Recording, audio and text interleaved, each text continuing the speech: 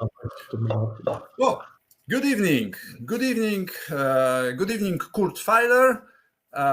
Good evening, Poland. Hello. Yeah, let me introduce Kurt Feiler, the president of the renommierte Weingüter Burgenland, which is renowned wineries of Burgenland. And let's start the great tasting. Kurt Feiler, the one and only. Yes. Kurt, the floor is yours. Good evening, everybody. Hello and welcome to Burgenland tasting today of the renommierte Weingüter Burgenland. Thank you, Piotr, for organizing and for bringing people together online, in fact, and sending the wine to everybody. I'm sitting together with my colleague Claudia Giefing here, and I'm Kurt Feiler, the president of Renommierte Weingüter Burgenland, and I'll give you a short introduction of what the Renommierte Weingüter is, so who we are. You see a picture, and where we come from Burgenland, and also, of course, introduction to the country. And then each of us, except one of us who's missing, will present his wine. So the Renommierte Weingüter Burgenland is a group of 12 producers from the whole Burgenland. It's a unique group, therefore, because we cover one complete wine growing region of Austria, the Burgenland, and that doesn't exist in any other region. And here we have the Burgenland, which is a long allocated north-south region, and the wineries on the right side of the sheet with from north to south in the names. Next page, please. Thank you. Yes, as I said already, 12 wineries from all regions in Burgenland, and we founded in 1995. The trademark is found on the capsule of each wine, and it's a leaf, which is the leaf of the Welsch Riesling grape with the RWB inside and Renommierte Weingüter Burgenland, the whole name as a circle around it. Altogether, we produce we work on about 370 hectares, of vineyards in the best vineyard sites of Burgenland. And of course, Renommierte Weingüter Burgenland, as the name symbolizes, is a leading group of wineries in Burgenland with top wineries. Next page, please. That's our mission statement. We are for, of course, quality is the highest or the maximum quality is the most important part, but is secured by natural viticulture and intact cultural landscape, by origin and diversity, craftsmanship and individuality, and family-run wineries. Let me very roughly explain that a little bit. It's of course natural and in most cases organic farming, and also very, very important that it's an intact cultural landscape. That means that it's not only winemaking, but also trees, green covers, flowers, and so on. So are very important to help biodiversity, which is not only having some more plants than just wines, but also, of course, biodiversity for insects, for other animals, for birds, and so on and so on. Origin and diversity means that we really work on the best vineyard sites in Burgenland. And Burgenland is a region with a number of grape varieties which we work on. So it's not like very focused on. Of course, Blaufränkisch is very important also in our group, but it's important that we really have the best grape for the best for the each vineyard site. And so it's a plenitude of grapes we work on. There are some major grapes, but also some additional grapes. Handwork is very, very important, of course, during harvest, during during the whole year, and so that everyone can express its own personality in the wine. And it's important to really be very serious in its work, to have a high ripeness of the grapes. And a very, very important factor is for us is time in the winery, so that the wine gets really time to develop. And with the time, you don't need any or a lot of almost no additives to the wine. So it's a very gentle and winemaking, traditional winemaking, also with almost no additives used. And a very important point, and also what the name says, it's that we are wineries, so family-run wineries, which means that we, on their own land, we produce our own grapes and we sell our own wines. And it's so that, also with the family, it's a traditional handworking that can be handed over from one generation to the other. It's also that our wineries are very often have students here, or practical, that some students do their practical work in our wineries from Austria, Germany, and other countries too. And so, it's a living culture here. Next page, please. Thank you. So, few figures on Burgenland. Burgenland is a total of 11,900 hectares, roughly. And it's a country which is, for the last 35 years, well known for red wine, Blaufränkisch and Zweigelt, of course, which are the most important reds. But there are other reds as well, like the Pinot Noir, St. Laurent, and also some French grapes, Cabernet, Merlot, Cabernet Franc also. And of course, it's a country of white wines too, and sweet wines, very important. And so here is Chardonnay, quite important. Also other Burgundy grapes like Pinot Blanc, Pinot Gris, similar to the Pinots, Neuburger, which we will get today also, and specialties like Traminer and other grapes. The climate is very continental. Most of it's a little also Illyric and influenced by the south, in the very south in Eisenberg. We'll explain that. But generally, it's Pannonian climate, which means continental, cold winters with a lot of wind this winter, so really freezy sometimes, and hot, dry summers. That's quite typically for us. The soils are really multitude. It's many soils are influenced by limestone, but others are also mica schist, so granite gneiss influence, and there are also gravelly soils, so which are layers or deposits from rivers, very old. And in the topsoil, it's more clay, more sandy, depending on where we are, and but every colleague will explain which soil he has. Next page, please. Yeah, again, this is here the wine growing regions of Burgenland. It's a little small, maybe the picture, but you will have the Neusiedler See region in the blue. It's the Neusiedler See, and east and north is the Neusiedler See region. Then on the west, left bank of the Neusiedler See is Leiterberg, and including Ruster Ausbruch also. Yeah, here, Leiterberg.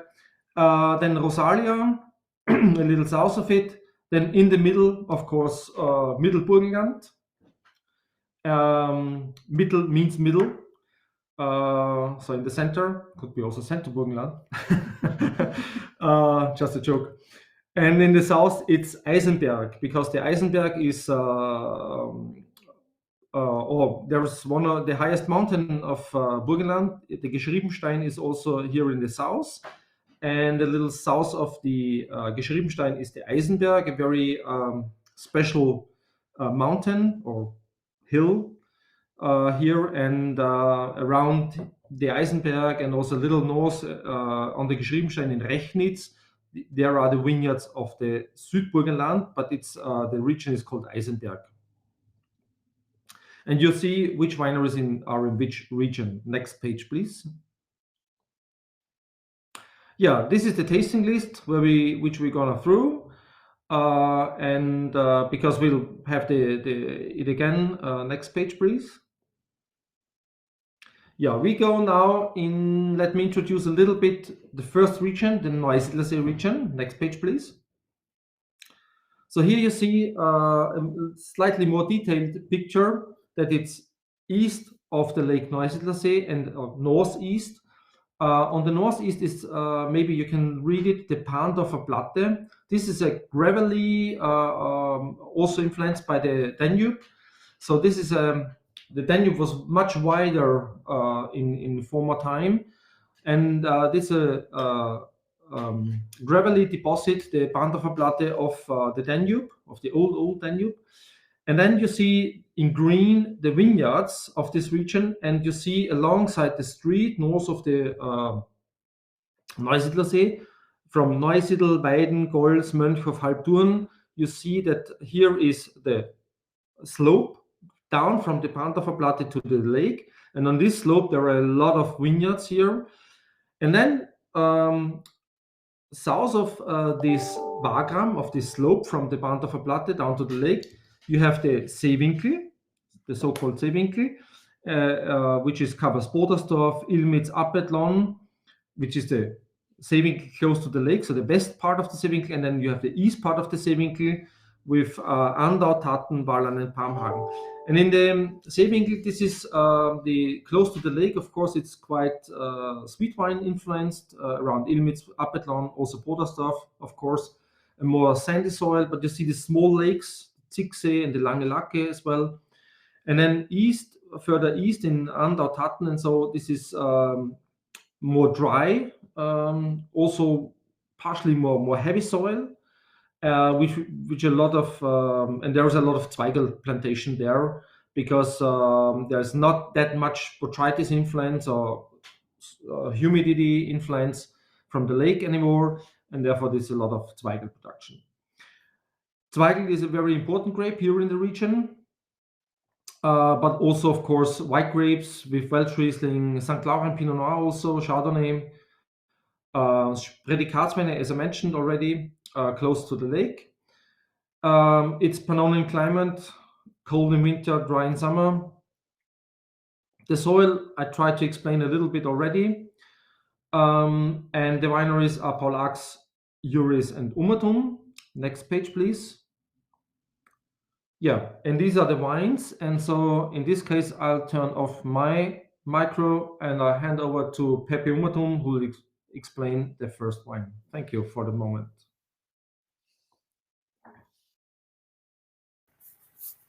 Thank you very much, Kurt. Very interesting. And I'm sorry, Claudia, for not introducing you as well. But, man is always stressy at the very beginning. And so, Claudia Giffing, yes. Hello. Yes, and Josef Umatum now, the first wine. Let's start the tasting. Josef Umatum and Gelber und Roter Traminer 2019. Josef, Pepi. We lost him. Yeah. Josef. Well, would be a pity yes. Hello. Hello. Hello. This is only your voice for the moment. But, you have to open me. And yes, hi. It's two of you again. Yeah. Hello to everybody. It's me, Josef Umatum from the Umatum Winery. I am here with Axel, who will be next to taste this wine. But first we start with Josef. Sorry, move forward a little bit as the voice is pretty weak. Okay, Yeah, if you okay. could move forward toward the microphone. Great. Yes. I hope it's better now. It's better now. Yes, go on, please. Thank you. Okay. Again, hello to everybody. The first picture, what we see is the winery from the sky. You can see we have a huge photovoltaic investment. We started about 12 years ago with the first production of own electricity. And right now we do twice as much as electricity as we need in the winery in the average of a year. And especially of the situation now, it was a good investment. And at that time, because now energy has become rare and expensive. And we can also ship a lot of electricity to other houses to use that for good saving CO2. And our winery is run with a big focus of the nature and production of the nature, and that's the reason why we also collect a lot of the water, rainwater, what comes down. So we have big cisterns to collect the water and to use that again for other things in working in the winery. So come back to the cellar. So the next picture, you can see even we have big and investments, modern investments. We work very traditional in our winery, and we have a lot of traditional casks, oak barrels. They're made Sorry, I'm sorry. We have the signals that you're not heard very well. So move forward, please. Again. Yeah, take the microphone closer. Yeah. So I think we have a better. Yes, this is wunderbar. Yes, thank you. Yes, good. Okay. Even we have a lot of modern investments. We work very traditional, and one part is to have these traditional oak barrels. They are made from Austrian oak, and in these barrels, our mainly red wines, or all our red wines are stored and aged, but also this wine what we have in the glass now. And when you let us see the next picture, please. We have red and yellow Traminer, and this is a very interesting thing, because Traminer is one of the historic varieties, and many other varieties are close related to this Traminer.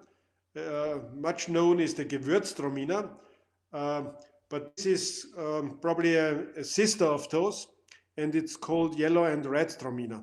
And the yellow Traminer reminds us on honey and smooth notes, and the red Traminer reminds us even from the smell and from on the palate on the roses. So actually it's an old vineyard where those close type of Traminer are grown together and picked together and ferment together in those big barrels to the yellow and red Traminer. And this is a wine which really works very nice together with Asian food, with sharp food and spicy food, and also good for starts for goose liver. So we have the wine from 2019, and it's aged a little bit, and I think it's very nice to compare it with interesting food, and so it's a surprise on the palate. Yeah. So this was from my side, and I give the voice over to Axel. Thank you. Hello, everybody. Sorry, Joseph. And what about the tasting and some comments to your wine? Yeah, the comments were that that the wine is it smells intensive of honey and roses actually, and we we have a good balance of smell and on power on the palate. Yeah, It's dry fermented. Yeah, yeah. it's Actually, completely dry. It's completely dry fermented, so it works pretty much to food, as I also already told. I think it works best to goose liver or to Asian and spicy food. So this wine is on at the winery. You can have it for 15.5 euro ex cellar, yeah, for okay. private customers. Well, thank you. Some some other questions? No. Let's see. Let's see. In the chat, actually when I tasted it, I name it for my own use. It's like Citizen Kane, the rosebud, the smell, Okay. rosebud. Yeah, and they're very pleasant and yeah, and someone.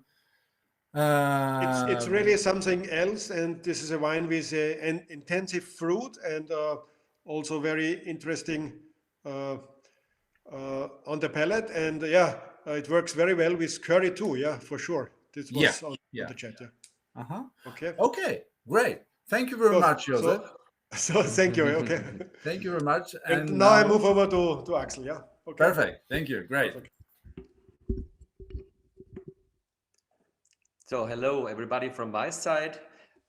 I am Axel Stiegelmar from Wineries Winery, and I'd like to introduce you to my family. As it is, when we talk about Wineries, we have to say that we are family-driven, family estate. We do that since a lot of generations, but it's not unusual. And we are in Gols. Gols is a big village on the upper end of the Neusiedler See, and it is a village where especially this wine from this varietal Pinot Noir is planted since more than 100 years, and this is the wine I'd like to introduce to you. But when it comes to the wine, we have to talk about, of course, the vineyards first, and also how it is done. So what we do is we work sustainable. That means we try to work with nature. We try to get as old vineyards as it is possible, and we also pick all our grapes by hand, and we only harvest grapes from our own vineyards. We have no fruit which is bought in from other growers. Our estate is about 20 hectares in size, so it's not the biggest one, and we'd like to stay in that size for the future because we try to grow not in volume, we want to grow in quality, sorry. And this is maybe the most important thing. I'd like to show the second picture, please. When we talk about sustainability, it also comes to the way of how we do wines and how we make and produce wines. This is a picture of our winery. On the right side, you see the press house. It is a 4-story high building. We work a lot with gravity, so we don't want to pump too much. We cannot forget about it, but we try to reduce it as much as possible. And it is also a building without any carbon footprint. It is a zero energy house. So if you would have to cool or to heat a winery in that size, it would produce about 70 to 100 tons of CO2 per year. And this is not happening in this winery. So nature does not end on the cellar door, as I say. But of course, we don't want to make only new techniques. We also work with our traditions. I like to show maybe the next picture. And this is a view into our deepest part of the cellar. It's 12 meters under the earth. And we have a nature cooling system in that, because we have a source. There's water coming through the ceiling, and this water has exactly 10 degrees in temperature. That means summer and winter, we have the same temperature throughout the year, and we have a stable humidity. So we don't need to moisturize and to increase the humidity, and the wines are staying very fresh and fruity. In this cellar, only Pinot Noir is stored, and you see on the left side the barriques, or 500-liter barrels, and this is the place where the wines are stored in the first year, and after that they are racked to the right side into the bigger barrels, and these barrels are used for the second year in barrel. And that in the end, when the wine is going to be bottled, there is no filtration needed, because all the sediments are settled already, and after 2 or 3 times of racking, we don't need any filtration, especially for the red wines, of course. So we could now talk about the wine. When it comes to Uris, you have to know that it comes to Pinot Noir, because Pinot Noir is our main varietal. It is planted since at more than 5 generations already. That means we can track back this varietal, and especially also this material of plants more than 100 years. And we are using a sélection massale. That means, to speak with Darwin, the survival of the fittest. We only take the best plants to craft it on some American rootstocks to plant it in the next vineyard when the time has come. And this selection is perfectly adjusted to our climate, to the winter frost, and we have clusters which are maybe the size of my hand here, and the berries are so small, so we have a very good skin surface and volume ratio to make a very dense and concentrated wine in the end. This wine here is a Pinot Noir from the single vineyard Hochreit. Hochreit is a single an area on the Pebble Plateau behind Gols. It's very windy when we have a big climate change between day and night. So this is also supporting a certain aroma intensity, especially in the end, right before picking. And the soil itself is very dry. Of course, it is dry farmed, so we don't irrigate anything. And that means that the roots have to search for water in a greater depth of soil, and that makes it very intense in minerality. There is a certain tension in the palate when you taste this wine. And it is not only fruity, the fruits are lighter in its style. You have a lot of red berry flavors, and you also have a certain hint on earthiness in it, which is, I guess, coming from this high content of iron oxide. So when you look at the vineyard, you will recognize a red sandy soil with at least nearly no chalk in the soil, and that creates also a certain energy which you feel on the palate. And this is coming from 2016. 2016 was a rather cooler year. We had a late bud break, and we had a good weather support on the, and that's the reason why we picked it in the third week of September. So I hope you enjoyed it, and hopefully we see us again, maybe not on the screen, maybe at best in Burgenland, and our cellars are wide open. Thank you very much. Thank you very much. We have two comments in chat. One is absolutely perfect Pinot Noir, and the second is beautifully balanced. So I think and what's the price? Abhof price. The price.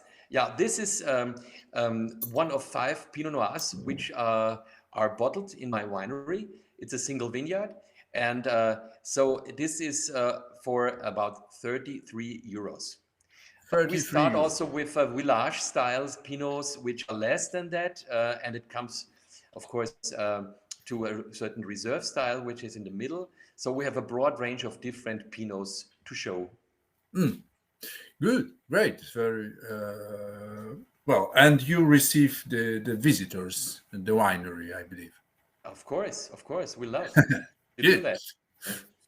Great, yeah. Thank you very much, guys, Axel and Joseph, and I stay with us in case if some questions are still coming.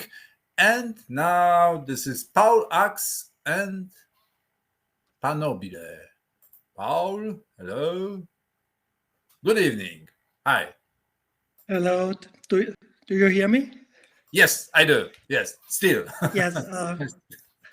I may introduce you our Panobile. It's a blend of Blaufränkisch and Zweigelt, and our area belongs from the landscape more to Hungary than to Austria, and that's why we grow more reds than white. And so Blaufränkisch is one of the most important variety in our winery. And in this case, it's 70% Blaufränkisch, which brings a lot of spiciness, a lot of power, and 30% Zweigelt, which brings the softness, the elegance. And this is our premium blend from the best vineyards. We work in a biodynamic way since 2006, and we store this wine in used barriques. We don't want to give the wine too much oak, so for me it's very important to get the right micro-oxidization, to get the wine in a very nice fruity style, and not cover the wine with too much oak. And so the used barriques from French and Austrian oaks are nearly perfect for this wine. So the wine stays in barrel for about 18 months. And we release it about 2 years after harvest. And it's a wine for a longer storage, but it's also very nice to drink young. And for me, elegance and finesse is very important. I just saw the question from the climate change.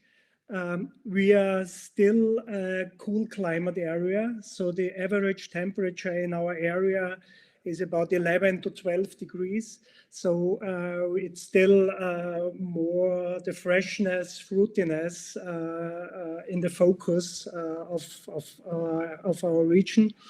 And for me, it's also very important to pick the grapes when they're perfect ripe. We don't want to have over-ripeness. We don't want to pick too early.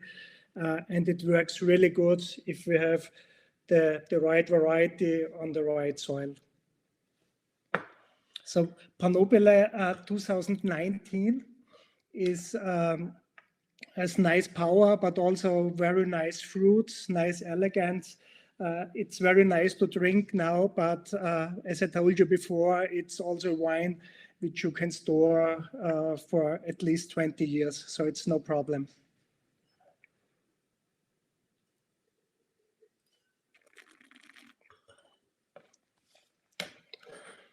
So if there are any questions. Tell me a few words about the project Panobile. The group is open, or this is Yes, Panobile is a group of 9 members, and the group exists since 1994. And the idea of Panobile was to create a wine which is very typical for the area and in a very high quality. And so we helped each other focusing on the quality, and so Panobile was a very important part for raising the quality in Austria. And this group, the vineyards are next to the Leita, yes, river.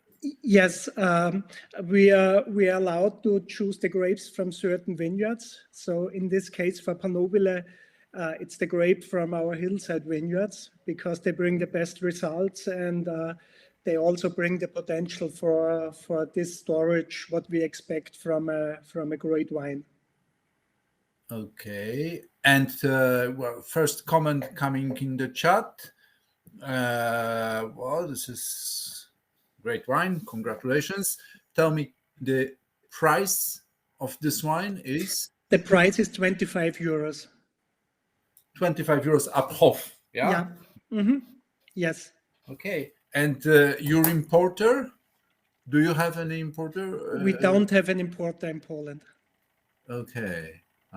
It's not now, because you used to have in the past. Yeah. It was Zamek Yeah. Krichków, I believe, some time ago. Yeah, but we not in the last 2 years. So maybe it's we come back when the I hope so. pandemic Yes. is over and I hope so. everything is a little bit easier. Yeah. Great. Thank you very much, Paul. And Thank you. Stay with us. Stay with us, please. And now it's Kurt again. Yes, as flight number 2 and Rust. Kurt, hello. Join. There's another comment coming. Someone's writing something. Hi, Kurt. Yes. Rust. Yes. Yes. So we're going to my hometown, or our hometown, Claudia's and mine, and Triebaumer's, of course, Rust, on the west side of the Lake Neusiedl. You see a nice picture here from south to the north, and then the sky on the horizon. You see the Leiterberg in the back. Next picture, please.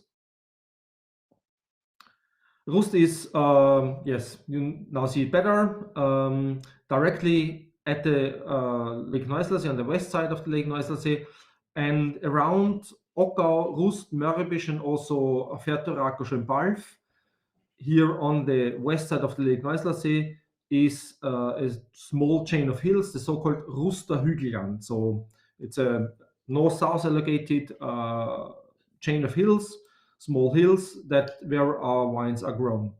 And this Ruster Hügelland is a very interesting point. It's formed in 2 times and in 2 areas.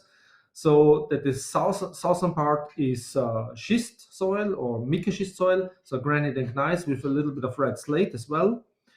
And the northern part then is about 2 million years old, and this is a more or less pure limestone soil, a fossil limestone soil, because the Burgenland area was covered by an ocean at the time, and was the shore of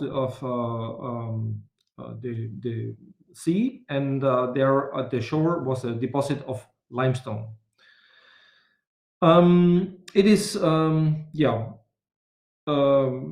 we grow Blaufränkisch, we grow Chardonnay, Neuburger, Furmint is very traditional, and many other grapes. The Ruster Ausbruch, the sweet wine, is of course very, very important. I did think very long time of presenting a sweet wine, a Ruster Ausbruch, but then choose a dry one. it is. So we don't have any sweet wine in the tasting today. The climate is still Pannonian, cold and warm in summer. And as I said already, the soil is this south of Rust Mickeschist and north limestone. Next page, please. Yeah, and this is the tasting order 4, 5, and 6. Feilartinger, Giefing, and Tribama. Next, please. And so, therefore, I'm start with my wine. This is Rust is also Rust is DSC region for the Ruster Ausbruch, but also part of the Leiterberg region, which is also a DSC for Blaufränkisch and also white wines. White wines that can be Grüne Veltliner, Pinot Blanc, Chardonnay, and Neuburger. And because I'm a big fan of Neuburger, my Leiterberg white wine is Neuburger. It's a 2020 vintage that was fermented in a 500-liter barrel. Here you see me, of course, what is important for us, it is hand picking. So all our grapes are hand picked, hand selected, and especially for the Neuburger, that's very, very important. Next picture, please. This is the winery where we are located, where we are also sitting now, Claudia and me. So we're sitting in the middle. No, we're sitting in the left, where the left windows are on the first floor. It's a funny story because my grandparents bought this winery just by chance in 1936. So they founded the winery. I'm the third generation. And yeah, we now work on 26 hectares for some years already now. We are very strong in sweet wine. We are one of maybe the biggest producer of Ruster Ausbruch in our town, but also of course Blaufränkisch and dry white wines are important, and yeah, Neuburger especially, the specialty on the whites here. Next, please. Since 2008, we are biodynamic farming the whole winery, all our land. This is now a picture what I already explained in the general introduction to the Renommierte Weingüter Group with on the landscape.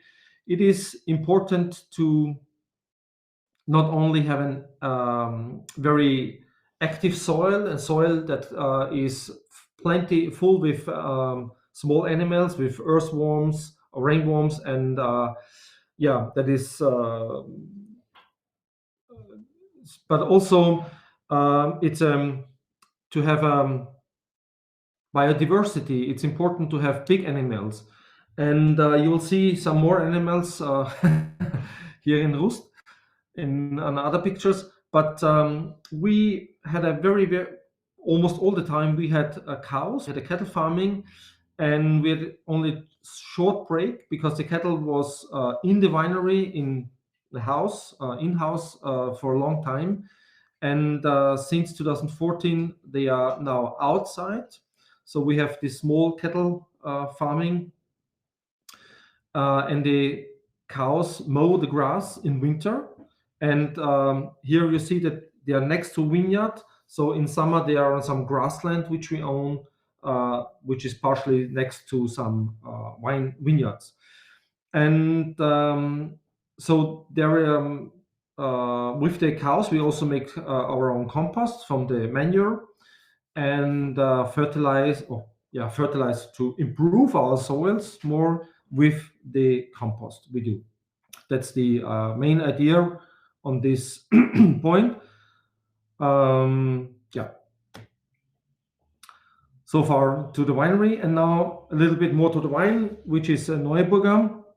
As I said, it's Leiterberg also, and it's from a single vineyard, the Umriss. The Umriss is a vineyard which is northwest of the town, and this is a pure limestone, fossil limestone soil with a quite sandy topsoil. Harvested in late September 2020 from old vines. And it's so that we do the Neuburger grapes, we destem the grapes, and then the berries are cold macerated overnight in a cooling truck, and the next day we press, and then we rack into barriques or 500-liter barrels. In this case, it was a 500-liter barrels, which are not new normally, and do a spontaneous fermentation with the yeast that come from the vineyard. Also, the malolactic runs freely just after fermentation. And this wine was 1 year on the lease, so this was then taken off the barrel just before the new harvest came in of 2021, and was bottled right after right before the new harvest came. Yeah, it's I would say role model of Neuburg, very gentle fruit flavors, and very elegant, very soft. Neuburger has a very elegant acidity, and the big point and the positive point of Neuburger is that it loves dry, warm areas, dry, warm conditions. So the warmer, the hotter the year is, the nicer it is for Neuburger, and therefore it's so perfect for us, and we love it. Just read the comments. We are discussing whether this wine is a little more sweeter in palate as compared to the previous wine. The sugar is just 2.5, but the acidity is also low. So it seems I would say complex and powerful, but it's not really sweet. Maybe the impression is sweet. I believe this was a comment to the previous wine, to the yeah, but if I will, let me ask you, the price up Hof is more or less? This is 19.50 euros. 19.50 euros. Okay. Okay. Oh, thank you. That's and the Wineries itself. It means something in German. It's so that this the limestone part of the Ruster territory was very long time planted with trees almost, and so there's also a vineyard called Wald, so forest here. And then with phylloxera, people planted vineyards, so they had to cut the trees. And in the Wineries area, which is the biggest vineyard area, it's so that the trees were cut and the soil was plowed and opened. And generally speaking, in German here we say umreißen. And from this umreißen, from this plowing work, comes the name Umriss. Okay. Umriss, yeah. Okay, great. Thank you very much, Kurt. Welcome. Yeah, perhaps Paul is still with us and he could comment this chat. And now this is Claudia. Yes. Hello. Good evening. Hello. Good evening. I show you our wine, the St. Laurent from Ruster Kalk, vintage 2015. Please, the next page. Yeah. Introduce you a little about our winery and roast and the family.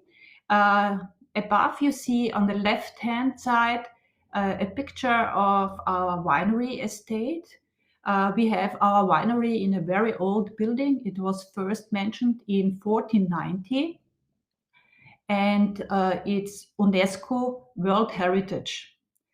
Down you see a picture of Rust. Rust is a very old and famous wine town. It's not a village.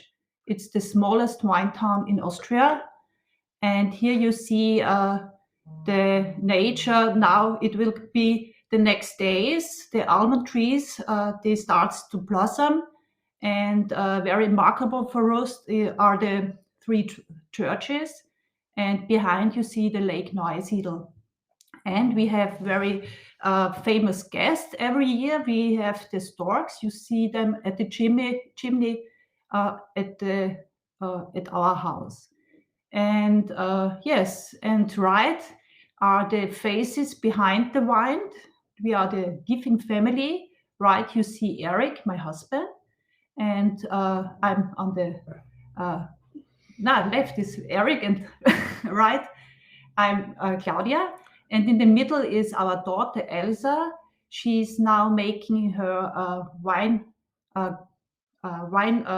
education. and we hope she will be the next generation. Okay, please, the next one. So this is the vineyard site where our St. Laurent grows. This is the largest vineyard site we have in Rust. The name is Wineries. The Neuburger of Kurti was as well of this vineyard site. It's a smooth slope, and at the top of the slope grows very well the Pinot Burgundy varieties like St. Laurent and Pinot Noir, because they are not directly faced to the lake. The St. Laurent has a thin skin and is vulnerable for fungi diseases. And it's a soil with it's characterized with limestone. You see it at the left picture. Here is a wave of limestone, and this soil was prepared for blending. And here you see how the color of the soil changed white. Please, the next picture. Yeah, and here is the bottle of the wine I will show you. This is St. Laurent from Rusterkalb. St. Laurent is a hybrid, a very, very old hybrid, and the cross partner is Pinot Noir, and the second partner is unfortunately extinct and unfortunately unknown now. It's the earliest red wine we plant every year, and the harvest of the not plant, we harvested early, and the harvest time of the vintage 15 was the last week in August. So you have to be very careful during picking the grapes, because they get fungi diseases like botrytis. We don't like it with our red wines. After harvest, this wine was fermented in fermentation stands and for 14 days. And after pressing, this wine aged 3 years in new small oak barrels. And after this aging time, it was filled, unfiltered, and got 1 year aging time in the bottle. The taste and notes of blackberries are very characterful for this wine, and it's a wine which is high drinkable, and it has a great potential for evolvement. So this is my presentation, and now if you have some question, please, you can ask. When not, then I give the word forward to Mr. Treebaumer or Mrs. Treebaumer. I don't know. Okay, thank you very much, Claudia. I believe yeah. Hello. Just tell me the price of this wine. 26 euro, approx, yeah? 26 euro. Okay. I'm not sure. Yeah. Okay, great. And Kurt and Claudia, Kurt, you have an importer, yeah? This is Wino i Kieliszki. Yes. Mm-hmm. Yep. They are with us today. And Claudia? We have no importer. You have no importer by now. Okay. Very friendly. We like it very much. Yes, this is a comment. And let's see what's come next. Good. Thank you very much. Thank you. And now this is Herbert. And hello. Good evening. Hello. From the Ernst Treebaumer Winery, I present you our Blaufränkisch Ried Oberwald from 2019. The Blaufränkisch is grown on a limestone soil, which is built from corals and shells, marine sediments, 16 million years old. And in our area, this should be the best soil for Blaufränkisch. So the gravels, in the ocean, in the past ocean, they move, and so there is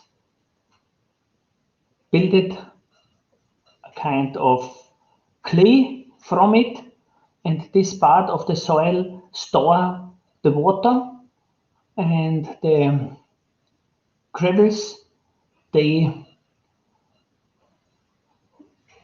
make the soil for the roots.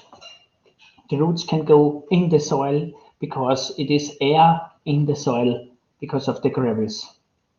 But the roots need many years. So in these areas, the vines, they need minimum 20 years to be on the highest level of quality.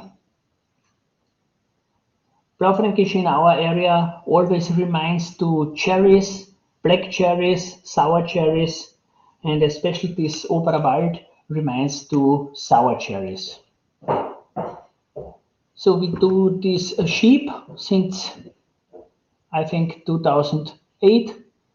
We tasted to have sheep in the vineyard to remove the grass, remove the plants, also in the vegetation to remove some leaves from the grape area to bring a lot of fresh air between the grapes, and so the risk of fungus will be decreased. For us, it is necessary, don't be only sustainable. We talk about regenerative agriculture. We don't want to preserve this stage of, let's say, destruction, or not everything is perfect now, as everybody know. And we use for this, for example, the sheep, and can increase the quantity of humus at 1 ton per hectare per year, which store 3 tons of CO2 from the air in the soil. In the air it is too much now, in the soil it is too less, and it increases the water storage ability of the soil and the biodiversity of the soil. And the second thing, we use terrapreta, so we burn wood, roots and small wood parts from the cutting of trees. We burn it and then we water it and produce charcoal, which is mixed in the compost, and then bring to the vineyards where we need it, on small places we need it. And this is also the same, 1 ton of this charcoal store 3 tons of CO2 from the air to the soil. And it is stored in the soil for thousands of years. This is a possibility to bring the agriculture from a part of the problem to a part of the solution. So our estate produces 4 different Blaufränkisch, 3 of them single vineyard, and one of them mix of different vineyards. We produce them since 35 years. So the Blaufränkisch is the most important variety in our estate. We just produce wine from our own grapes on our own land. And the most important thing, I think, is to hand harvest every grape and select everything which is not perfect.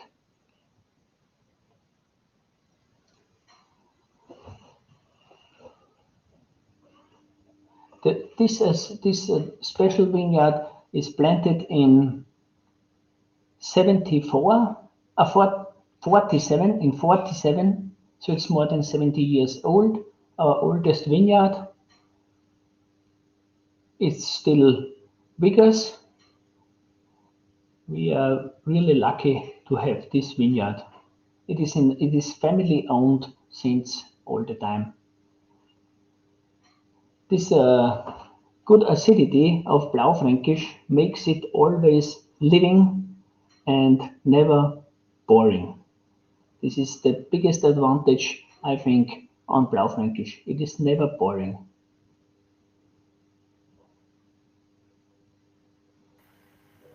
Sorry for interrupting you, but this is for 2016. It's really very, very fresh and fruity wine. It's really something. It is from 19. This is 19. Sorry, yes. It's 19. Yeah, it's 19. Anyway, It's really fresh. Yeah, it's really fruity. And there's a question in chat: what is the best food pairing for this wine, according to you? Yes, the best food pairing always is steak. Yeah, this 1 ton of hummus. This is only with your sheep you produce. Yes, if everything goes completely in the right way. So this is the best case. But it is possible. Good. And the price, Abhof, the price of this The price wine? is 26 euro. 26 euro. Do you have an importer in Poland right now? We are still starting an importer. It starts to work. It is not everything here at the time. But I look forward. Okay. Well, anyway, 19 or 16, it's really, really fruity and very well done wine. And thank you very much. I really like it. Thank you very much. Thank you. Thank you. Stay with us. We agree this was an answer, a comment to the steak. Yeah. And that's very, very nice. Yeah. And hello, Kurt again. Yes. Yes. And Leiterberg. So the Leiterberg, the third flight. Yeah. Go on, please. We now jump a little further away from the lake on the west side of Lake Neusiedlersee to the Leiter Gebirge, to the Leiter Berg. And there are two of our colleagues from there, Kolbens and Lebal. Next page, please. Yeah. The Leiterberg is the first mountain of the Alps, if you look from east to west, of course. So it's definitely part of the Alps. And you see it's on the top of the mountain. It's also the frontier to Niederösterreich here, partially. It's great wine growing region. On the slopes there are a lot of top vineyard sites here, and the principal varieties are of course Chardonnay and Blaufränkisch and Pinot Blanc, because it's schist and limestone soils. Climate is still continental and Pannonian climate, and there's a lot of a great minerality in the wines. Next picture, please. Yeah, and so let me hand over to our two colleagues, Kolbens and Lebal. Bitte schön.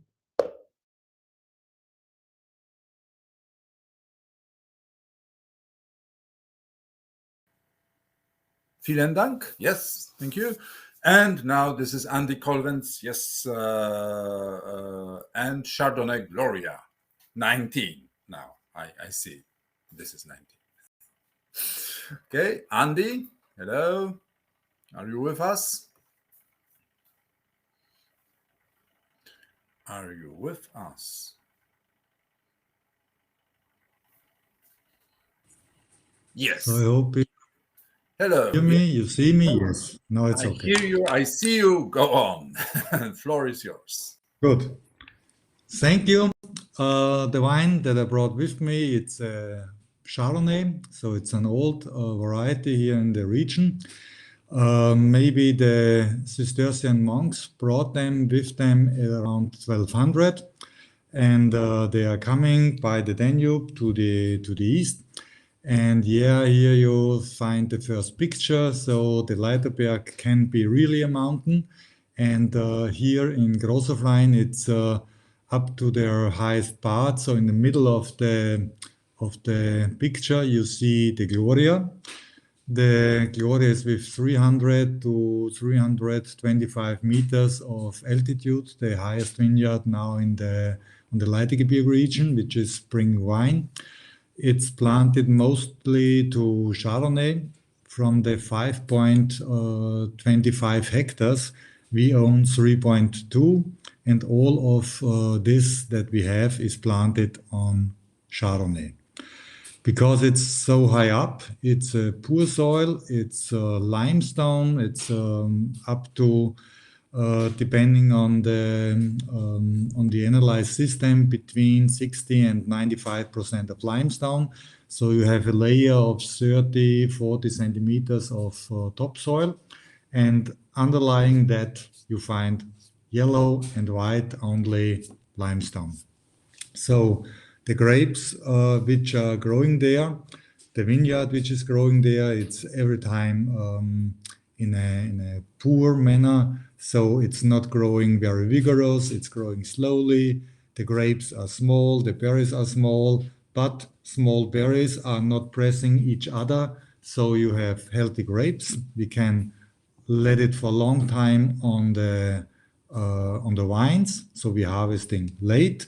Also because of the elevation, this is up to 10, 14 days later than our warmest parts. In the warmest parts, we are planting Blaufränkisch because it's late ripening grape, and here in the coolest parts, of course, we are planting Chardonnay, and we can harvest between September and mid of October in a normal year.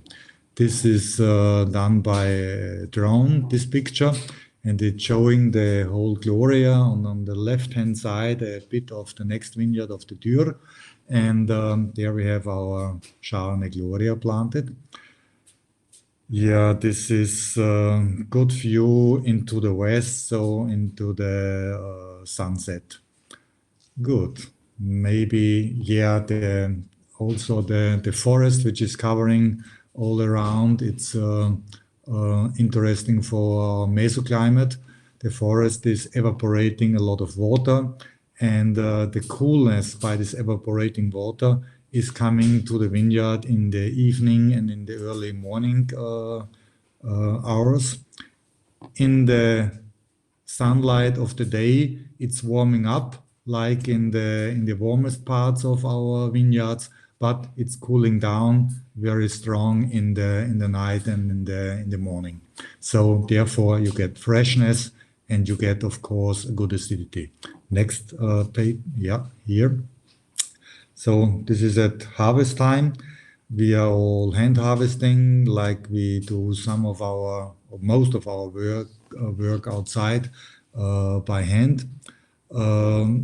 In the row of the vines, you see it's open soil. There we are plowing by tractor, and in the row itself, it's green. So we have cover crop. This is the normal system in all our vineyards. And yeah, I see it's should be beginning of October. So you see the people have more to wear. It's a bit cooler than we have the temperature when we are harvesting other varieties. Good. Next page, please. Yeah, you see we are ready with the harvest here. The grapes are yellow, partly green, so it's ripe grapes, but it's in a late harvest state. Next, please. Yep. So 100% Chardonnay, of course. The vineyard site is called Clarksatz, but we call it Gloria since the 60s of the last centuries. And yeah, here's the whole page. We are pressing as a whole cluster normally. Then we are collecting the juice. It's going into small barrels to ferment. 1/3, maybe up to 40% of the barrels are new. We use Burgundian oak. We have two tonnelleries. This is François Freya and Taranzot. The juice is coming into the barrels to ferment, 228-liter Burgundian-style barrels. Fermentation takes place up to 3 months. Sometimes they are stopping and they are not ready with fermentation.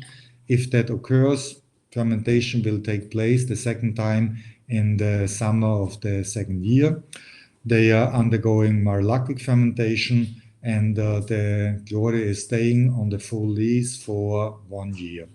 When the new vintage is coming in, we are racking the Gloria into stainless steel tanks after a year with some of the fine lees, and for another 6 months it can stay on the fine lees till the wine is going into bottle.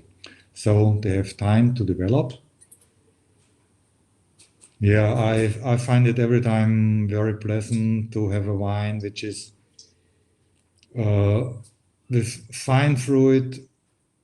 It's coming with, of course, some layers of the lees from the pellet. All these fine floral aromas, ripe grape aromas. I find it very pleasant to drink now. It will be developing for the next 5 to 10 years. I would go to start to drink Gloria with 5 years, and after 10 years, I would say, now it's perfect. If you drink it after 5 years or 15, everything is good.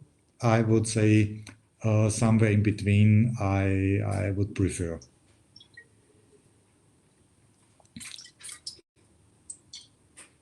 (2019), great vintage. Everything was perfect. We had good acidity, good fruit, absolutely healthy grapes. So it was one of the best vintages of the last years.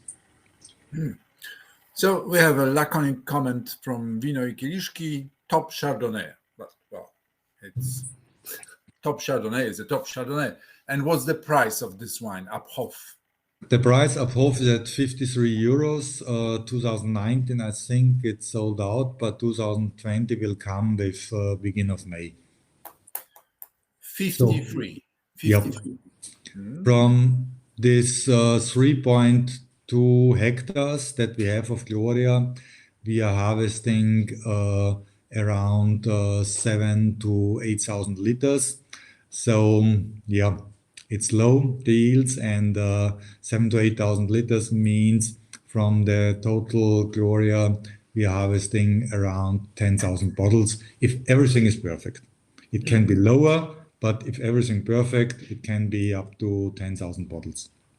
Okay, and there's a question about the importer coming from a restaurant in Krakow. Yeah, the importer, it's Zasada. Zasada. Yep. Zasada, the rallyman, yeah? I don't know exactly. Yeah, it's Wiener at wiener.zasada.pl. Yes. Yeah, wienerzasada.pl. Great, yeah. Przepraszamy, jaka cena? So the price is 53. 53 euro. Yeah. Yep. That's it. Zasada. So this is in Krakow. Yes. Zasada. Yep.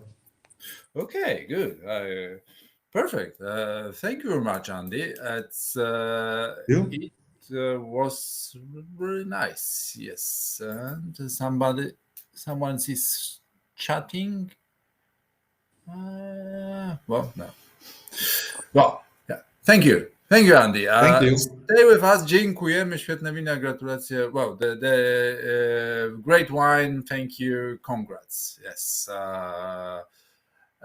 Thank you. And now this is Alexander and Peccatum 2019. Hi, Alexander. Hello. Hi. Hello from my side. So the floor is yours and go on, please. Thank you. Alexander Lebal. I'm from the winery Lebal. We are a family-driven winery. We have 23 hectares, 60% or 65% of the wines. We have red wines and 35% is white wines. We are in the same village than Andy. We come from Großhöflein. And the wine that I show you today is called Peccatum. Peccatum from the year 2019. Peccatum, the name is Latin and it means the sin. Latin word for the sin. And the story behind is the first time when my father has made the Peccatum, it was in 1996. And 4 weeks in front of the harvest, he went through our best wine vineyards and he has cut it down nearly the half of the grapes. And my grandfather and other old people saw that and they said, it's a sin, it's not allowed to do that. And that's the reason that the wine is called Peccatum, Latin for the sin. The wine is from our best locations. Please, could you go back to the first picture? Yeah, the wine is Peccatum is from our best locations. It is made from 3 grapes. The main part is Blaufränkisch. The second part is Cabernet Sauvignon, and the third is Merlot. Blaufränkisch and Merlot, for me, the best Blaufränkisch the best Blaufränkisch and Cabernet Sauvignon, the best Blaufränkisch and Cabernet Sauvignon for me comes from the right side of Großhöflein. You see it here on the picture, it is called Setz. Setz is the best region for Blaufränkisch, and below of that, below red wines, it's the best for Cabernet Sauvignon from my point of view. And Merlot, it's the third grape. It comes from the left side, on the other side of the picture. It is called Neusatz, and there it is windy, and this, it has the direct sun in the afternoon, but it is windy, and this is better for Merlot. And all 3 grapes together are the Peccatum. So now we can go to the next picture, please. Yeah. That is a picture from the harvest. We make already a very late harvest, Cabernet Sauvignon mid of October, approximately. And you see here on the picture, for example, the green net below the picture, it is against the birds, because 3 or 4 weeks in front of the harvest, the birds are coming, a lot of birds are coming, and therefore we use a net to protect it against the birds, to have it as ripe and as possible. Next picture, please. Yeah, that's a picture from our cellar. We just use French oak. That's traditional. My father was very oriented, beginning of the 80s, from French, especially Bordeaux. And so we just use French oaks also for aging and ripening in our cellar. Good. And about the wine, Peccatum, 70% Blaufränkisch, 15% Cabernet Sauvignon, and a little bit less, 15% of Merlot. It has a spontaneous fermentation, picked by hand, and regarding how it tastes, I think typically for Blaufränkisch is the blackberry root, a little bit of sherry, also plum. The plum comes from the Merlot. that you smell, and cassis, of course, that you smell at the end, that comes from the Cabernet Sauvignon. A little bit of smoke aromas, and yeah, the earth where the wine comes from, it is from our oldest vineyards, and which has a high part of limestone inside. And limestone, typically for the limestone, is that you get a very high ripeness in the wine. It is a powerful wine, but at the end it ends slim, a kind of slim. It is powerful and slim at the end. This is a typical character for Beccatum and for our limestone wines. Okay. If you have some more questions, please ask. Oh, Well, thank you. let me ask about the price. Price for Beccatum 2019 is 23 euro. 23. 23. Okay. And yeah, something is coming. Rich boat and super Burgenlander. Yeah. Yeah. Okay. And tell me, your importer. Do you have any? We have currently no importer in Poland. Currently, no importer in Poland. Very elegant and yeah, super Burgenlander. That's, and also another one comment is coming from Stettin. Yeah. Perfect quality price ratio. Yeah. Thank you. Agree. Thank you very much, Alexander. Stay with us if there is any more questions. And now this is Kurt again, and the last flight, ladies and gentlemen. And we have a perfect timing. Yeah, this is 20. Yeah, we do. Good. Go on, Kurt, please. Yeah, we're now coming to the last two regions, to the last flight. It's Mittelburgenland and Eisenberg. Next picture, please. So let me introduce the Mittelburgenland. You see that there are two centers of wine production. In green, the wine, when you look at the picture, in green, the vineyards. So in the northeastern part of the Mittelburgenland, it's around Horizon and Deutschkreuz. Here, the in Neckenmark, of course, as well. Here, a lot of vineyards, and there is also a small region around Lutzmannsburg. On Lutzmannsburg, it's a plateau of Lutzmannsburg here with a very distinctive soil as well. It's also called Blaufränkisch Land, the Mittelburgenland, because it's very, very much planted with Blaufränkisch. But of course, it came from being a white wine region, and but jumped very, very much on the booming trend of red wines with Blaufränkisch, and so became the Blaufränkisch Land, if you like it. It's still continental climate with cold winters and hot summers. The soils are better. Maybe the colleagues can explain it more in depth what it is, but it's so that depending on where you are on the point, as I said, Lutzmannsburg is very distinctive with a schist plateau and schist soil. Deutschkreuz is very limestone influenced with depending on which slope you take, and around Horizon it's more clay, more loam, heavier soil, so quite a bigger range of different soils. And so we go on to the wineries, Gesellmann, Hans Igler, and Kerschbaum.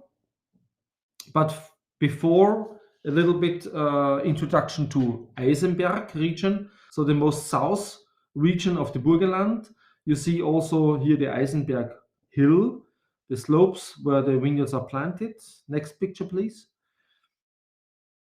Yes, and this is,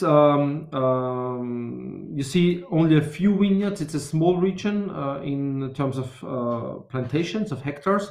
You see very on the north, Rechnitz. So this is on the slope of the highest mountain in Burgenland, the Geschriebenstein.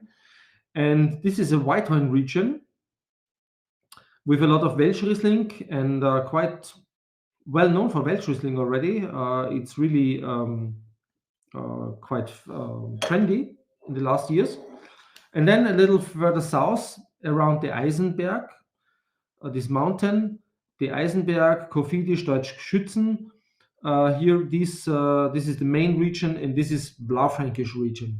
So it's a very distinctive Blaufränkisch region and area. Here, and this is what I mentioned already in my introduction, in my first introduction, the climate is a little different. It's more influenced by the south or by the Illyric climate, so from the Italian climate, because you see, when you have a look at the picture, that the Geschriebenstein is the Rechnitz here. It's a lot of hills. It's still slightly higher. So the Pannonian climate, which is northwest influence from how the winds go, does not really come down or very often come down to this region. So, and if you have from the Middle Sea, the weathers from the Middle Sea, they turn normally from vice versa, the clockwise, and so counterclockwise, so it's called. And here they spread quite big. The weathers, the rainfalls get quite big, and so they influence also this region, Styria and the south of Burgenland, with this Illyric climate. And yeah, Krutzlar is the colleague that is situated in this region, but Krutzlar, unfortunately, Reini Krutzlar is not with us today and will be presented by Michi Kerschbaum, who represents his own winery and also Krutzlar. So next picture, please. Yeah, this is the tasting order as we'll have. And in this case, I will hand over to Clemens Reisner, I will think, from Hans Igler Winery. Thank you very much. Thank you very much, Kurt. That was perfect. And yes, this is an Igler in German means hedgehog. Yes, I remember the labels with the the small animals. Is that right? Oh, hello, good evening. Yes, that's totally right. So Igler means hedgehog, the spiky animal. Perfect. Yeah. So yeah, hello, good evening. First of all, my name is Clemens Reisner, as you can see. But yeah, I'm third generation of the winery Hans Igler, because it started all with my grandparents, Hans Igler and Maria Igler. And it started in the 60s, where there was, especially in Dutch Kreuz, a lot of white wine. And my grandfather was one of the first to recognize the region for making really great red wines, especially Blaufränkisch. And so they started in the 60s, developed quality in the 70s, started to try something. They got some used oak barrels from Chateau Latour in the first years, and tried to make a really great Blaufränkisch in the start. Then 1994, unfortunately, my grandfather died, and my parents took over the winery. And yeah, and why is my name Reisner? Because my father was married into the winery, and but both of my parents had different jobs. So my mom was studying, and my father was in a bank, and so decided in the late 80s to take over the winery and started to work in the winery with my grandfather at first. Yeah, since the 1994, they managed the winery up until last year. So 1st of January 2021, my wife and I, we took over the winery. We are third generation right now, and we try to start putting our stamp onto the winery. So next picture, please. So yeah, I took the Blaufränkisch Ried Hochberg with me tonight, this evening, and this is the vineyard where I am going in this picture. And the special thing about this vineyard is it starts from a sea level of 180 meters and goes up to 240, 250 meters. And which means then on the bottom where I'm going on this picture, there's a lot of nutrition, you know, big growing, big berries with a lot of juice or water in it. So what we do is we separate the berries from the bottom with the berries from which are going from the slope up to the top, because there it starts to getting smaller berries, thick skin, a lot of aromas in the skin, a lot of natural concentration in the berries. So the best, most spicy and mineralic wines are in the slope or on top of this vineyard. And so there are three different soil types, which, as I explained, on the bottom, there are a lot of nutrition, a lot of growing. And on the slope, you have a lot of sand mixed with chalk and loam, limestone as well. And on top, you have a lot of loamy thick soil, which means also a lot of strength for the wine, for the minerality of the wine. So next picture, please. Yeah, another angle where you can imagine how our vineyards are growing. You see, for us, it's also important to first have a good vegetation in there, you know, a good mixture and a good growing in the vineyards, that we have a lot of leaves, so that we can take all of the sun or energy we have into the wine. And that we have all the energy into the grape. Yeah, next picture, please. Yeah, and now maybe I explain a little bit of the Blaufränkisch Hochberg. So Hochberg, the single vineyard, a lot of mineralic, a lot of spiciness, and this is what we want to bring in the bottle. So we don't want to push too much with big or a new oak or a lot of aromas from the oak. So we want to keep it simple. That's why we only use used 2 or 3 times barriques for about 15 to 18 months. It depends all on the year, of course. And because we want to bring this vineyard, we want to bring this spiciness, this classic flavors like sour cherry, maybe a little darker cherry in the nose, into the Blaufränkisch and into this bottle. And which means we start with, in the fermentation, we start with a spontaneous fermentation. Then after 3-4 weeks, it comes into the used barrique, where there is a second fermentation, and afterwards it lies about 15 to 18 months in the barriques before we bottle it and present it then to you. Yeah, it's year 2019, which was a really spicy year for us. As well, a really great year with a lot of dark berries, maybe a hint of plum in the nose, and a lot of elegant, really juicy tannins you have on a palate. So there is a question about the small violet sticker. Yes. What we try to do with the new label. So for all of us, you don't know a winery, we are known for these pictures on the labels, and usually it was up until last year we had big white labels with the pictures on it, and we changed it because my wife and I we thought, so we're the third generation, we took over the winery, we want to make our own. Or we wanted to make these wines to our own with the labels, and so we changed it and developed it with our designers, and started to make some changes. And what we wanted to have with the small violet sticker for the Hochberg, it should represent the color of the picture, so that we have on every different wine.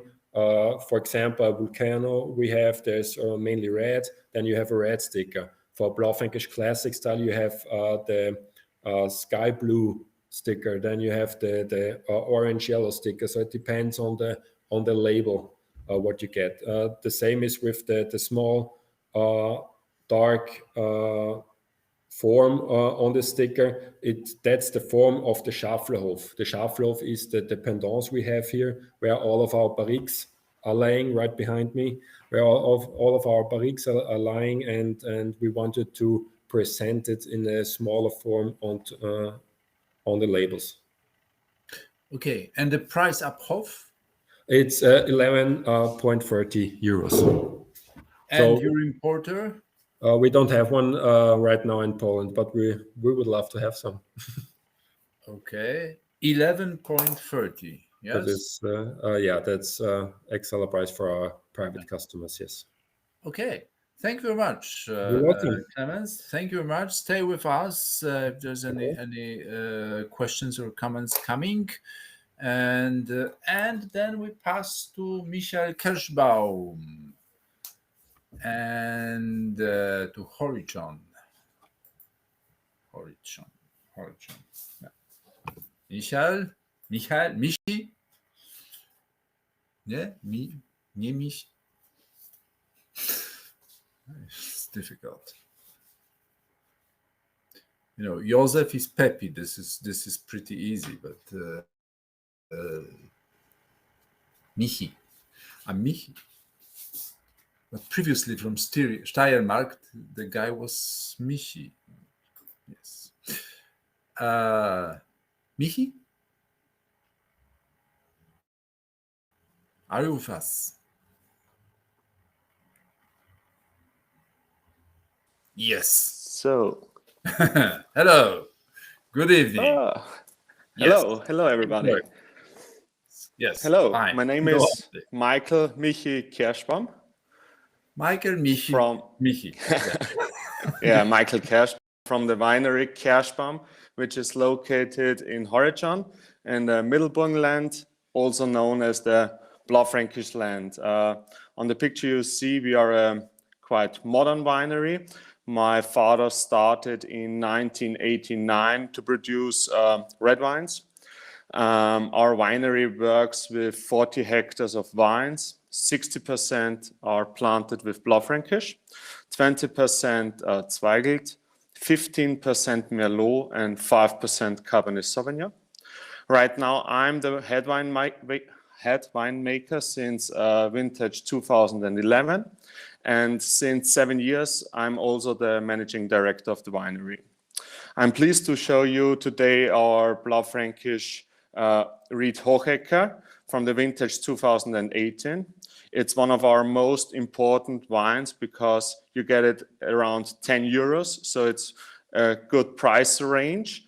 And Hochecker is one of the oldest sites in Horizon. The upper soil is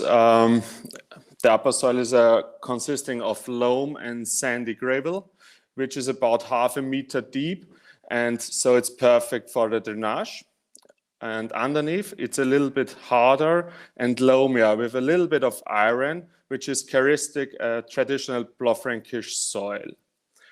The age of the vines are between 25 and 60 years, because on this level, we think they are able to show their terroir. After the harvesting of the full ripened grapes, we ferment them in classic oak fermenters for about 20 days.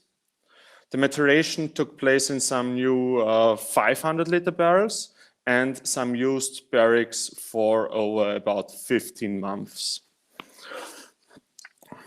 So to the wine shows a lot of red berries, a lot of red berry fruits, forest fruits, a little bit of cherry, which is typical for our winery. And we had a lot of spices and tobacco in the nose. The Hochecker brings normally a complex wine, but it's not opulent because of his gravel. And the wine is normal dense and concentrated, and so it's optimal for storaging.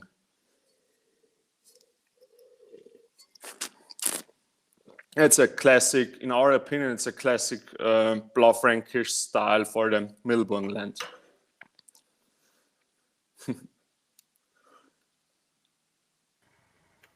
Well, thank you. Thank you very Short.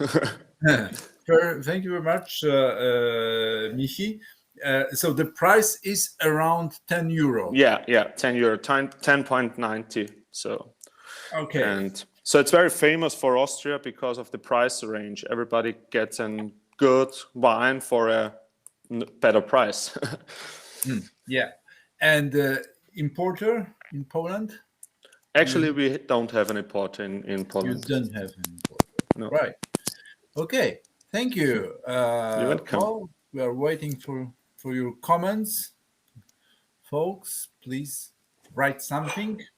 Like it, don't be. Yeah. Okay, and you will come back with the last wine from Weingut Krutzler. Yes? Yeah. Okay. Very enjoyable. Yes, I do agree. And well, yes, now it's Francesca and Weingut Gesselmann. Yes. Francesca, hello. Yes. Hello. Hello.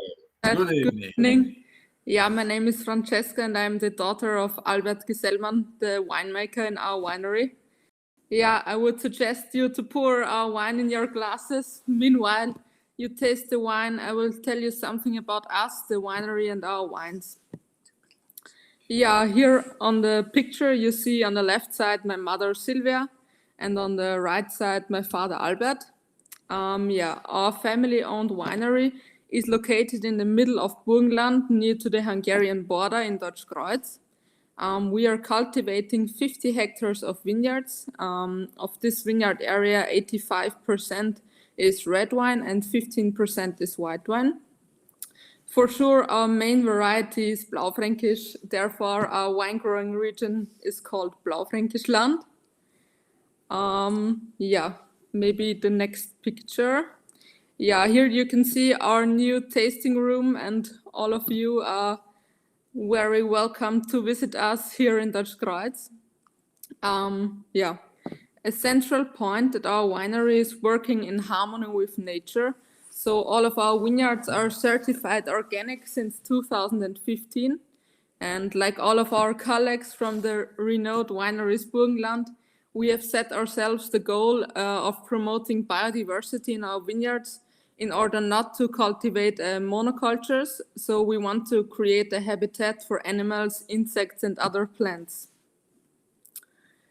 Yeah, here you can see our new barrique cellar. We built it last year or 2 years ago. Yeah, here you can see our 500-liter barriques. We mature here our wines. Yeah, a little bit about our history. 1719, the estate was mentioned for the first time. And ever since, many generations have worked here and ensured that the gathered knowledge would not be forgotten and gets combined with newly defined and modern working. In the beginning, my grandparents, Engelbert and Maria Gesellmann era, they cultivated viticulture and also agriculture. And then in the early 80s, my grandfather focused more and more on viticulture and on selling wine in bottles. He also planted international grape varieties and matured the wines in French oak barrels. And as a result of that, he created together with my grandmother Opus Eximium Cuvée number 1 in 1988.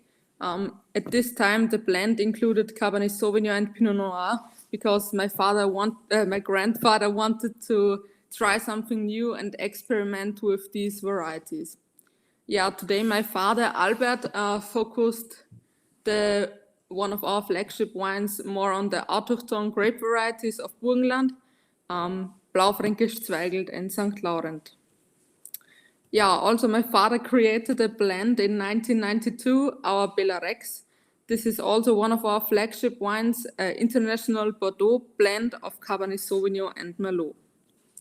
But now to our Blaufränkisch Kreuzer Reserve 2019. Many of you now will ask what Kreuzer is. In local dialect, we call our town Deutschkreuz Kreuz, and the inhabitants we call Kreuzer. So we call our wine like that because the grapes are selected from all the finest vineyards around Deutschkreuz, and yeah, so it's the Kreuzer. All our grapes are harvested by hand, so also the Blaufränkisch Kreuzer Reserve grapes are hand-picked from 20 up to 65-year-old wines in the beginning of October. So the grapes get a good pre-selection from our hand pickers in the vineyards. And when the grapes arrive in our cellar, they get T-stamped and go through an optical selection system. So it's a machine where infrared cameras are attached, and they take a few hundred pictures per minute, and with an air jet, bad or unripe berries or green pieces from the stems get removed. So 100% high quality gets into stainless steel tanks by gravity. Yeah, all our wines are fermented spontaneous. That means we are not adding any selected yeasts. Yeah, the mesh cap gets punched down 2 to 4 times per day, and after 40 days on skins, the wine is filled into small used oak barrels, where also the malolactic fermentation takes place.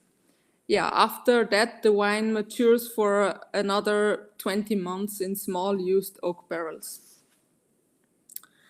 Yeah, let's taste the wine.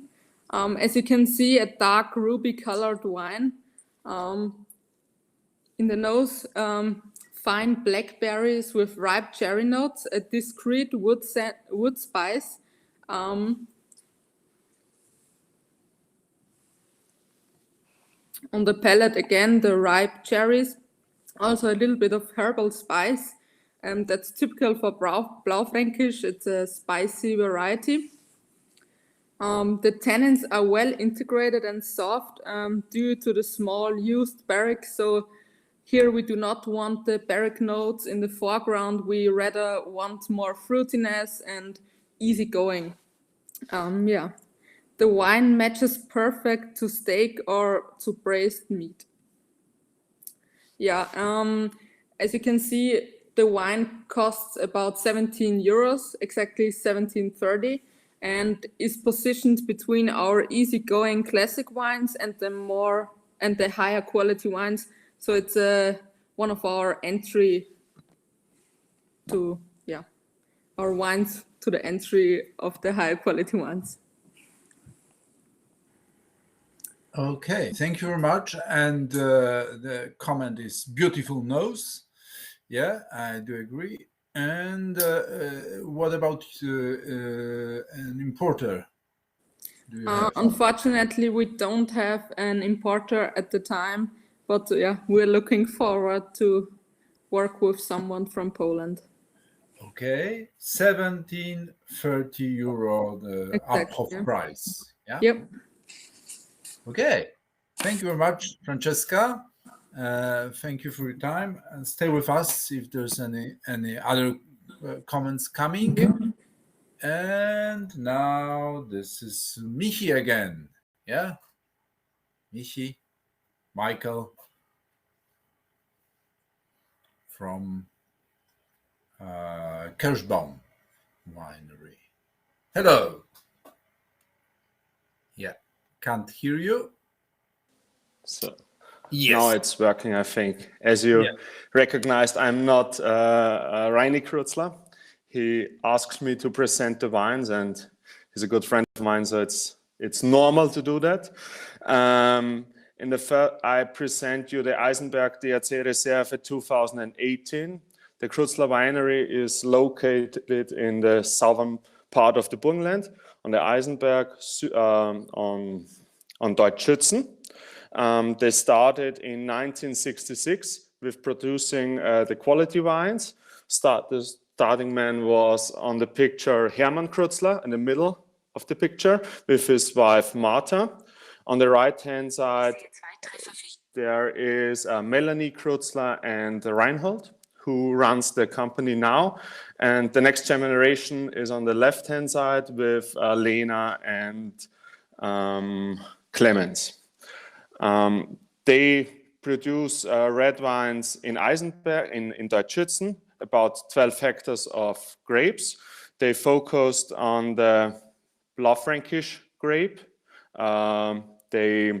The most famous wine is Perwolf. Perwolf is the old name of their hometown, Deutschützen. But today we taste the Eisenberg DRC Reserve. It's getting from 16 to 35-year-old wines. They harvested on October the 1st to until the 3rd of October. There's a traditional fermentation in open and closed fermenters. They press the wine after 10 to 21 days, and the malolactic fermentation and the storaging took place in wooden barrels. It's from the best and oldest vineyards around the Eisenberg, and so it's a very expressive and strong wine, spiced characters like we know it from the Eisenberg. On the soil of the Eisenberg, there is a lot of iron in it, so it brings a lot of spiciness to the wines, to the Blaufränkisch, and it's a unique terroir in the whole Burgenland. The goal of Reinhold is to produce fruity and well-balanced wines, and in my opinion, he do it really good in the Eisenberg DRC Reserve of the vintage 2018.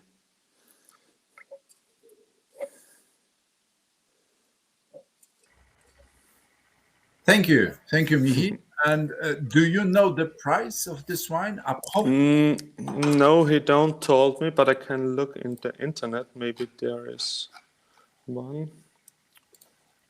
I will find it out. Okay, so please write it in chat if you can find it. Yeah, maybe I text him. Do they have an importer? He don't say it to me. Okay. Okay. Well, thank you.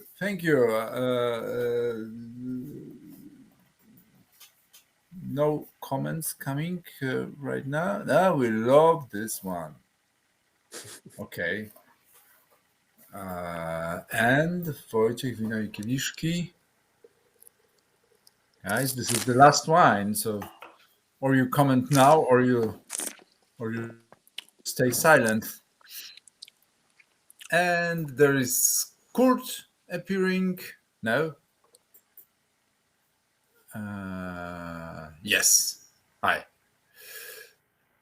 So that was it. Dostępne wino i kieliszki. So the Kruzler winery is imported by Wino i Kieliszki from Opole, southwest Poland. More west, yes. Okay. Yeah. Kurt. That's it. Thank you very much. That was a very interesting tasting. And hope so. Yeah. If you want to say a few words. From our point, from my side, thank you for listening. Thank you for your attention. Thank you for taking part at this presentation. Piotr, thanks again for organization. Thank you. And hope you get a nice impression of what Burgenland is about and what the Renommierte Weingüter Burgenland is about.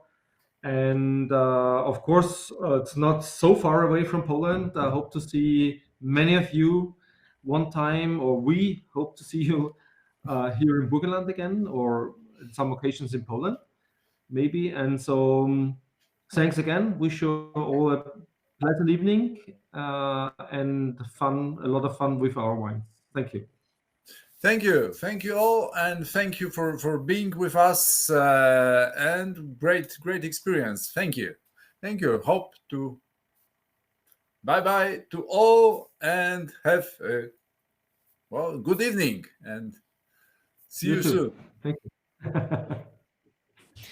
Bye. Bye. Good night.